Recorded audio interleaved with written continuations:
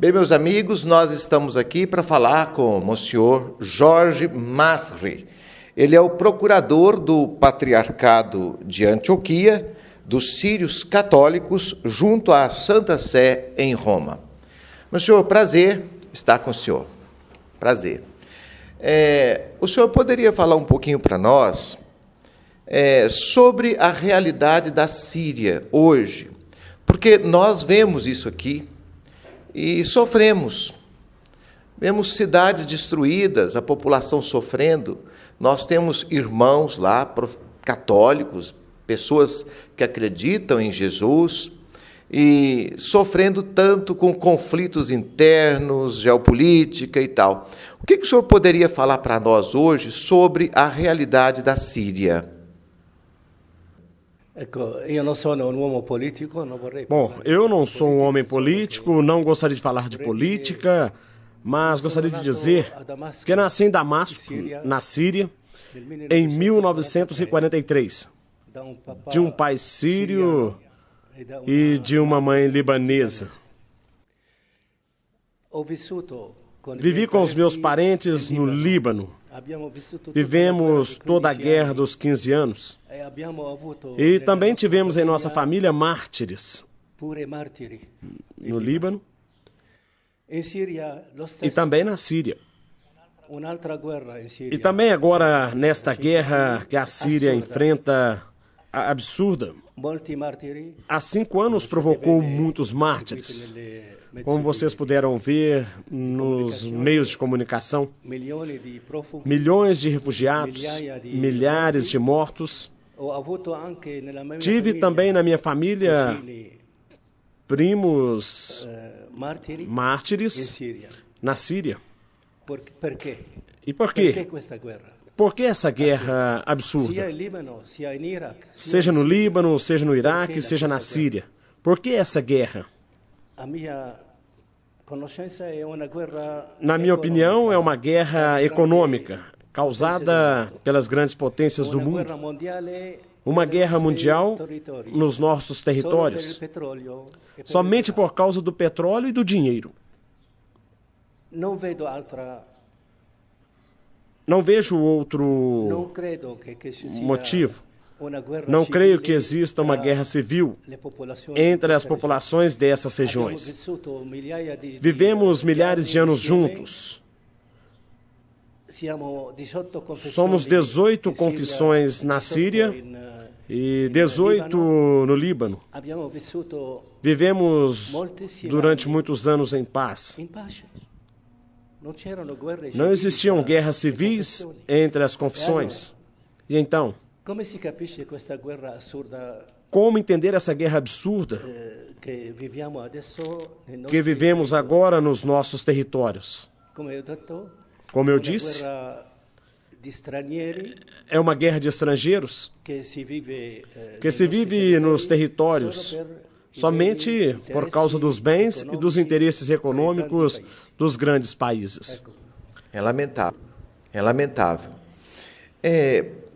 Como que fica a situação do Líbano hoje, onde se tem uma democracia, diversas religiões convivem em paz e um progresso, inclusive, econômico e uma tranquilidade para as pessoas, estando tão perto? Que reflexos tem para o Líbano esse conflito tão grande na Síria?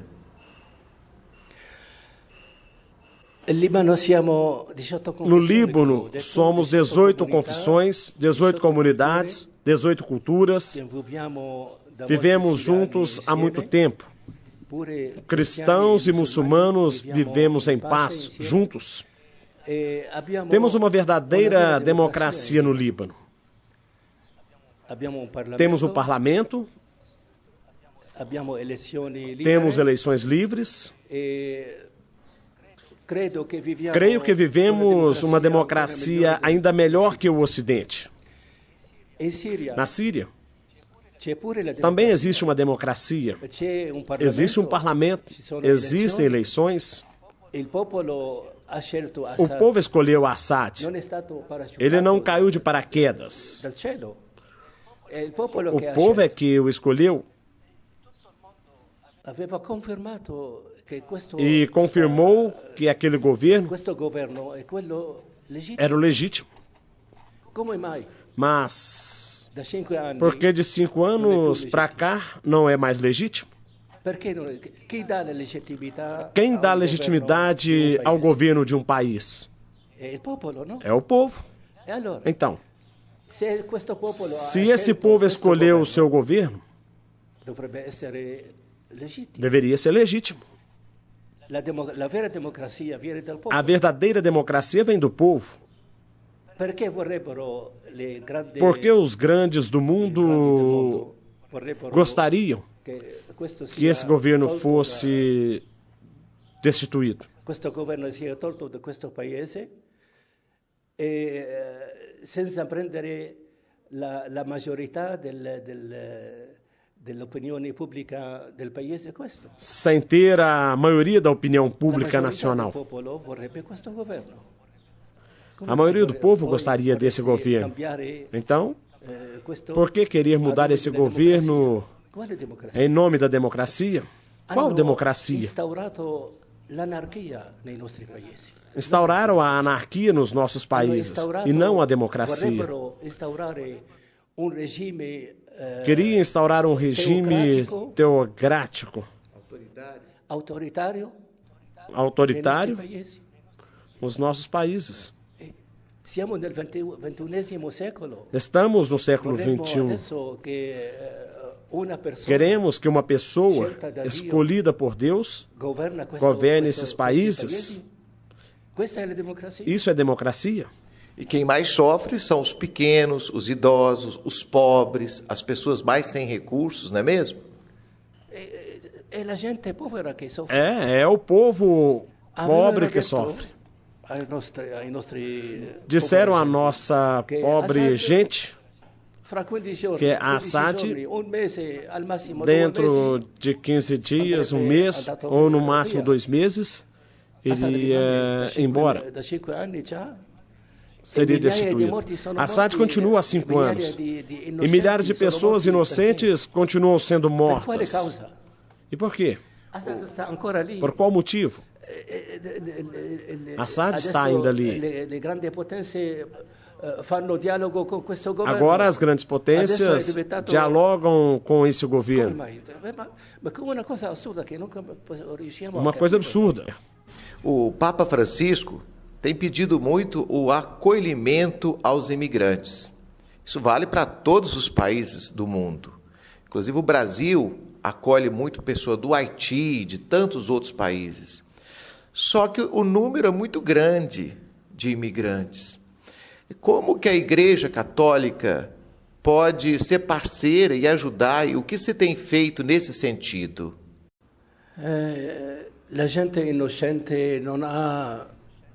As pessoas inocentes não têm nenhum poder sobre a situação na Síria. Portanto, o povo inocente sofre por causa dessa situação e foge para outros países para não morrerem. Porque milhares de pessoas já morreram. Devemos sim ajudar essa gente. Mas como ajudá-las? Eu preferiria que o Ocidente, antes de mais nada, cessasse a guerra.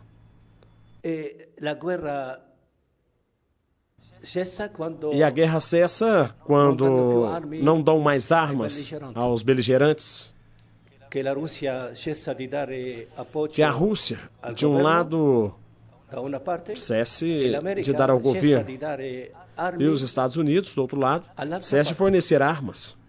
Quando não se fornece mais armas, a guerra termina. É preciso uma decisão assim. Depois de 15 anos de guerra no Líbano, não sabemos como em 24 horas a guerra acabou. como começou e como terminou a guerra. Até agora não sabemos. Portanto, a decisão não vem do próprio país, mas vem de fora. Façam assim, fazem assim. Parem de fazê-lo, param de fazê-lo. Logo é preciso uma decisão, uma palavra, seja dos Estados Unidos, seja da grande potência da Rússia. E a guerra acabará. E assim, todos os sírios poderão retornar à casa, porque todos eles também sofrem fora do país. Não estão bem fora. Nós vivíamos muito bem no nosso país. Apesar da ditadura, apesar de toda essa propaganda que fazem, a vida na Síria era muito boa. A gente era muito tranquila, viviam bem. Mesmo os pobres viviam bem na Síria, porque lá os hospitais, as escolas, as universidades, tudo era gratuito. Logo, qualquer família poderia viver muito bem na Síria. Apesar de toda aquela propaganda de ditadura que existia. A Síria, nesses últimos 10 anos, tinha feito um grande progresso e grandes passos em direção à democracia. Mas, sempre digo, essa guerra é absurda e não se compreende quem faz esse jogo nos nossos países. Bem, nós estamos conversando com o Monsenhor Jorge Masri, do Patriarcado de Antioquia, para os sírios católicos. Monsenhor, o que é um patriarcado? Na origem da igreja, no primeiro século, tivemos 5 patriarcados. Patriarcado de Roma, Patriarcado de Bizâncio, Patriarcado de Alexandria, Patriarcado de Palestina e Patriarcado de Antioquia. O Patriarcado de Antioquia, no primeiro século, era o maior, como patriarcado, como extensão de território, porque compreendia todo o Oriente e não só o Oriente Médio.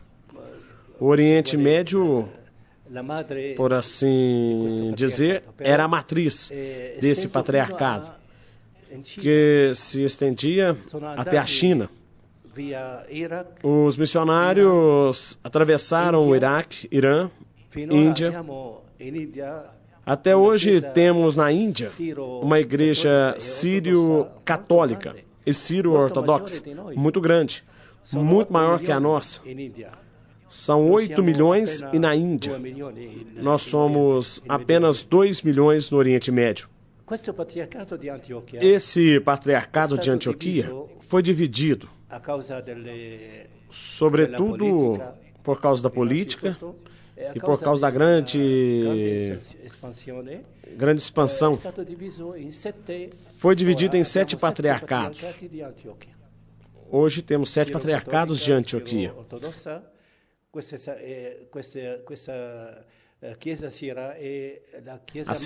A igreja síria é a mãe de todas essas igrejas. A língua falada naquele momento, 2000 anos atrás, era a língua aramaica, a língua siríaca, falada pelo Senhor e pela sua mãe. Atualmente, no Patriarcado de Antioquia, temos a igreja sírio-católica, a qual eu pertenço, e se encontra no Iraque, Síria, Líbano, Palestina, Terra Santa, Egito, Turquia, e Jordânia. Em questão do Oriente, temos 15 bispos e 3 exarcas fora do Oriente. Um nos Estados Unidos, um no Canadá e um na Venezuela. Os bispos são eleitos no sínodo. Cada patriarcado no Oriente tem o seu sínodo. O sínodo é a reunião de todos os bispos das comunidades sírias, maronitas, etc. Cada igreja tem o seu sínodo, e esse sínodo, para os exarcas, escolhe 3 nomes, e o Santo Padre confirma um dos 3 para a exarquia específica. No seu patriarcado, como é feita a escolha dos bispos? Ogni patriarcato, non solo nel nostro patriarcato. Em todos os patriarcados, não só no nosso, em todo o Oriente, é o sínodo que escolhe o bispo de cada diocese. O sínodo, colegialmente, toma a decisão de escolher esta pessoa para este lugar, para essa diocese. O Santo Padre, para as igrejas católicas, dá a última palavra, confirmando ou não aquela escolha. Porém, a decisão verdadeira vem do sínodo e não de Roma. O senhor falou de 7 patriarcados. Existe uma comunhão entre esses patriarcados? Ciro-cattolici e ciro-ortodossi c'è una... Entre os ciro-católicos e ciro-ortodoxos existe uma amizade muito grande. Não temos nenhuma diferença, seja na liturgia, seja na tradição, seja na nossa história, porque somos uma só igreja, a Igreja Síria. Isso vale também para as outras igrejas. Mas por que existem agora católicos e ortodoxos? Porque nós, católicos do século XVII, escolhemos retornar à universidade da igreja. Uma parte dessa igreja síria voltou à comunhão com Roma, retornando novamente à Igreja Universal, porque antes era uma só igreja, e o Papa havia sempre a primazia, a supervisão sobre todas as igrejas. Mas na caridade, como diz Santo Inácio, o Papa de Roma tem a primazia da caridade na igreja. Aqui na nossa diocese, nós temos uma paróquia que celebra ocasionalmente no rito maronita. Quais são as principais diferenças na maneira de celebrar e como poderia ter até uma aproximação maior, uma comunhão maior entre esses ritos? La Chiesa maronita e la Chiesa síria sono gemelli. A igreja maronita e a igreja síria são gêmeas. São 2 irmãs gêmeas. Portanto, não existe nenhum desacordo, seja na língua litúrgica, que é sempre a língua aramaica, ou sírica, seja na nossa tradição e na nossa história.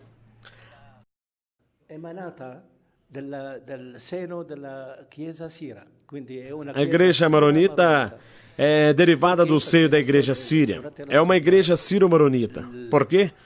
Porque durante a história da igreja síria, por causa da perseguição, São Maron, um santo da igreja síria, e seus discípulos fugiram para o Monte Líbano. E lì hanno fondato in Libano, nel Monte Libano, hanno fondato la Chiesa e ali fundaram a igreja Sírio-Maronita.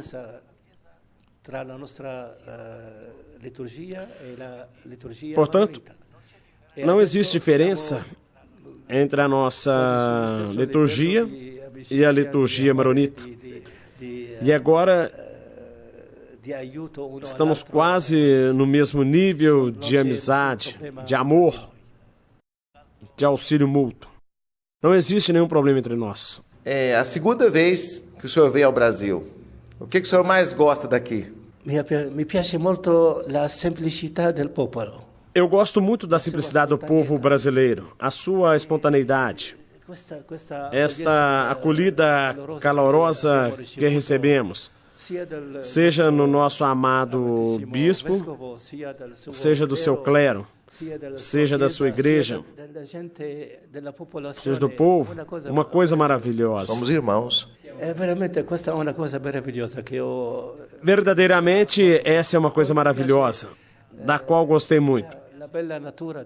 Mas também gosto da bela natureza do Brasil, essa grandiosa visão panorâmica deste país. O seu clima caloroso, sempre belo, sempre um belo sol. E ainda encontrar um sorriso em todos os rostos dos brasileiros. É a segunda vez que o senhor veio ao Brasil. O que o senhor mais gosta daqui? Mi piace molto la semplicità del popolo. Eu gosto muito da simplicidade do povo brasileiro, a sua espontaneidade, esta acolhida calorosa que recebemos, seja no nosso amado bispo, seja do seu clero, seja da sua igreja, seja do povo, uma coisa maravilhosa. Somos irmãos. Verdadeiramente, essa é uma coisa maravilhosa, da qual gostei muito. Mas também gosto da bela natureza do Brasil, essa grandiosa visão panorâmica deste país. O seu clima caloroso, sempre belo, sempre um belo sol. E ainda encontrar um sorriso em todos os rostos dos brasileiros. São contentes, apesar da pobreza de tanta gente. Uma gente alegre, uma gente com tanta espontaneidade. Uma coisa que não encontramos em outros lugares. Eu vivi em Roma e não encontrei essa espontaneidade, nem na França, nem em nenhum país do Ocidente. Essa espontaneidade e alegria que encontramos aqui no Brasil, não encontramos em nenhum outro lugar. Muito obrigado.